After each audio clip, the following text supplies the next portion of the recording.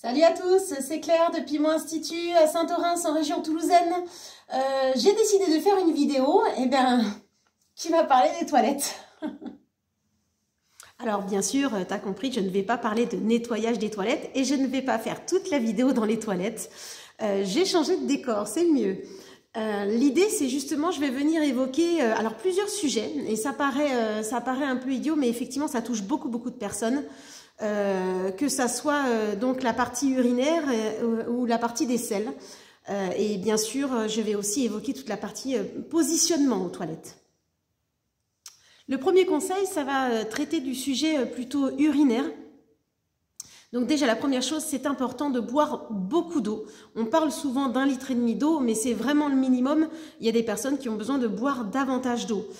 Les premiers petits indices, alors on a à part le premier pipi du matin qui est souvent très jaune et qui peut être odorant, ça c'est une chose, mais on finit par se rendre compte qu'il y a des personnes, il est midi et demi à la montre, ils n'ont toujours pas été urinés à part le pipi du matin de 7 h du matin.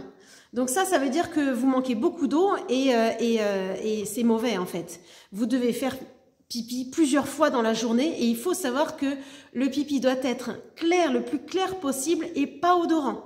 D'accord? Sinon, ça veut dire que vous avez beaucoup de déchets à traiter. Ça peut être le cas quand on prend des médicaments, par exemple, qu'on ne boit pas beaucoup d'eau, l'urine, elle sera toujours jaune et toujours très odorante. Ce n'est pas normal. Donc, c'est important, de connaître son corps et puis de connaître ce qui sort de son corps. Ça donne des indicatifs et ça permet d'apporter des correctifs et de se sentir mieux. Puisque quand on manque d'eau, il n'y a pas que cette histoire d'urine et de déchets à traiter, hein. C'est la migraine, c'est la fatigue, vous avez la peau sèche, la bouche sèche, tout ça aussi, ce sont des indicateurs qui sont à prendre en compte. L'autre point important sur l'urine, c'est d'éviter de pousser comme un âne quand on a envie d'aller aux toilettes ou d'attendre la dernière minute pour y aller aussi. Quand il y a l'envie, quand il y a un stimuli, un envoi électrique pour nous dire j'ai envie d'aller aux toilettes et que vous attendez 2-3 heures pour y aller, ça aussi c'est pas bon. Donc quand l'envie est là, vous devez aller aux toilettes. Deuxième chose, donc on a dit, on ne pousse pas quand on va aux toilettes, ni serrer le sphincter. C'est pas je m'amuse à pousser, serrer, ça a été à la mode ça il y a 20-30 ans. C'est pas je pousse à fond, je serre, je pousse, je serre. Non, c'est pas des muscles qui sont faits pour ça, il faut les laisser tranquilles. Je vais aux toilettes, je fais ce que j'ai à faire, je vais uriner et après je m'essuie et puis c'est terminé. On n'a pas à s'amuser à jouer avec ça parce que finalement on fait que déprogrammer en fait l'action d'uriner et c'est comme ça qu'il y a, donc ça c'est l'autre sujet que je vais aborder, la notion aussi des fuites urinaires qui va se mettre en place parce que vous attendez trop longtemps, vous déprogrammez le signal quand il arrive, vous n'y allez pas. Donc le cerveau, il va remettre en place tout ça et ça devient n'importe quoi. Donc j'ai envie, j'y vais et je ne pousse pas à fond. Et le fait de boire beaucoup d'eau, alors il y a un autre paramètre aussi, c'est que, alors souvent on nous dit on est fait de beaucoup d'eau, oui ça c'est sympa comme information, mais il n'y a pas que ça, c'est qu'on a besoin de boire beaucoup d'eau et d'avoir beaucoup d'eau, tout simplement pour aussi digérer, tous nos viscères ont besoin de cette quantité d'eau, pour que les aliments passent dans toute la tuyauterie qu'on a au niveau viscéral et qu'on puisse avoir uriné, aller à la selle correctement parce qu'on aura eu suffisamment d'eau pour digérer. L'autre sujet, ça va être le fait d'aller à la selle. Alors, je vais justement vous montrer un petit peu la position souvent qui est conseillée. Alors, surtout si on est constipé. Donc, ça peut arriver souvent selon l'hygiène alimentaire, le manque d'eau aussi. Donc, la position souvent pour aller aux toilettes, on va vous conseiller d'avoir quelque chose pour venir remonter un petit peu les pieds. Je rappelle qu'on est normalement assis tranquillement dans nos toilettes. Pareil, hein, c'est la même chose que pour uriner. Vous n'êtes pas censé pousser à fond. Pour faire sortir, ça doit sortir naturellement du monde et prendre le temps. Donc prenez votre téléphone, jouez, lisez, faites ce que vous voulez, mais attendez un petit peu au lieu de se dire j'ai 10 secondes pour aller aux toilettes et je pousse à fond comme un âne. Ça, je rappelle aussi que ça crée des hémorroïdes, tout simplement parce qu'il y a une pression qui est trop importante, il y a un afflux sanguin trop important et les hémorroïdes, c'est pas du tout agréable, ça fait très mal.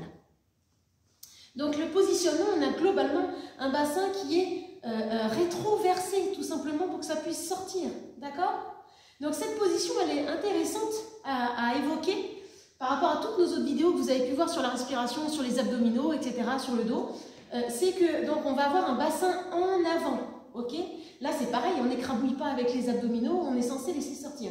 Alors cette position qui est en avant pour aller à la selle, elle est intéressante, pourquoi? Parce qu'on retrouve cette même position finalement quand on doit accoucher, d'accord?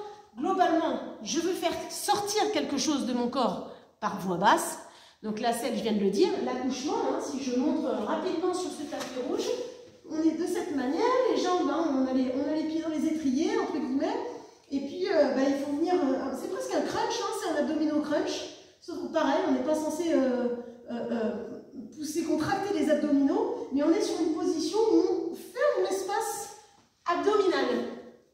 Le fait de fermer l'espace abdominal, ça permet effectivement d'aller à la selle, mais bien sûr d'avoir cette position d'accoucher. Okay, sachant que la meilleure des positions, c'est quand même la méthode à l'indienne. Voilà, on ne peut pas faire mieux comme fermeture abdominale, puisqu'elles vont venir accoucher tout simplement comme ça.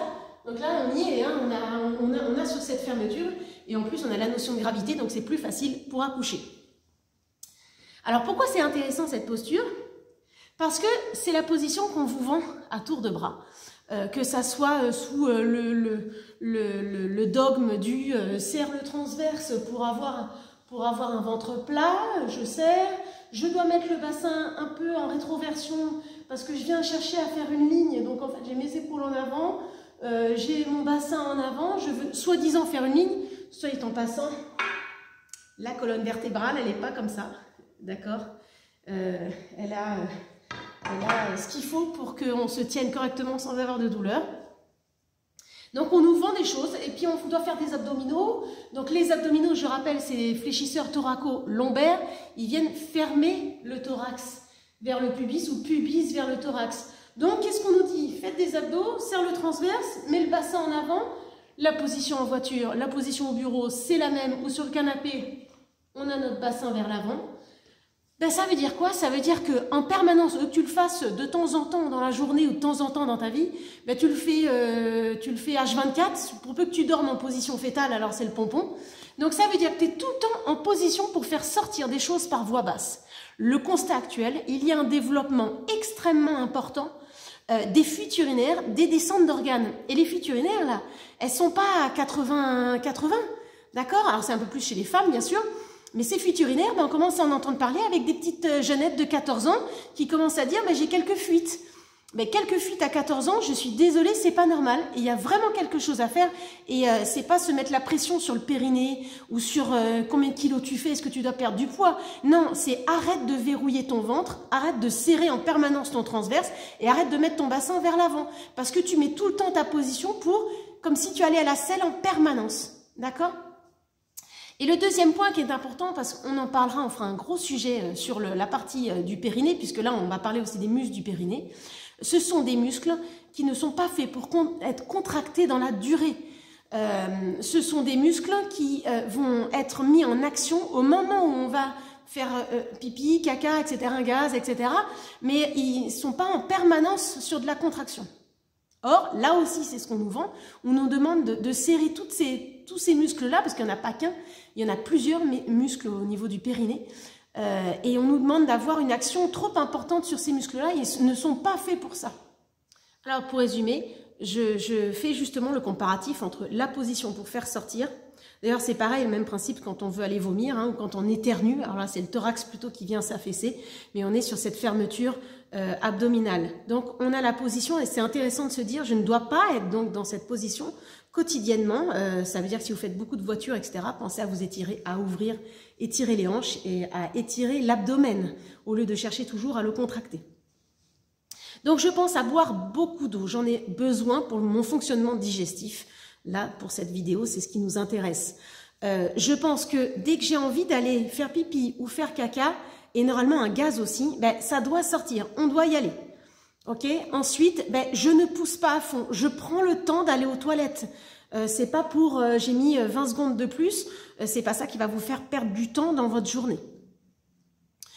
Autre chose aussi, on ne s'amuse pas donc à faire un mix entre je contracte, je relâche, je contracte, je relâche, etc., etc. Autre point que je n'ai pas encore abordé aussi, si notamment vous avez cette partie de constipation, on a dit si vous poussez, ça va créer des hémorroïdes.